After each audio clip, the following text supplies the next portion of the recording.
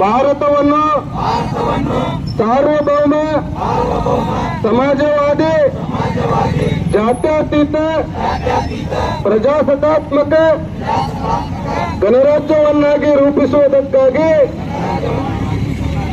ಭಾರತದ ಎಲ್ಲ ಪ್ರಜೆಗಳಿಗೆ ಸಾಮಾಜಿಕ ಆರ್ಥಿಕ ಮತ್ತು ರಾಜಕೀಯ ನ್ಯಾಯವನ್ನು ವಿಚಾರ ಅಭಿವ್ಯಕ್ತಿ ನಂಬಿಕೆ ಶ್ರದ್ಧೆ ಮತ್ತು ಆರಾಧನೆಯ ಸ್ವಾತಂತ್ರ್ಯವನ್ನು ಸ್ಥಾನಮಾನ ಮತ್ತು ಅವಕಾಶಗಳ ಸಮಾನತೆಯನ್ನು ದೊರೆಯುವಂತೆ ಮಾಡುವುದಕ್ಕಾಗಿ ವ್ಯಕ್ತಿ ಗೌರವ ದೇಶದ ಏಕತೆ ಮತ್ತು ಸಮಗ್ರತೆಗಾಗಿ ಎಲ್ಲರಲ್ಲಿ ಭ್ರಾತೃತ್ವ ಭಾವನೆಯನ್ನು ಮೂಡಿಸುವುದಕ್ಕಾಗಿ ದೃಢ ಸಂಕಲ್ಪ ಮಾಡಿ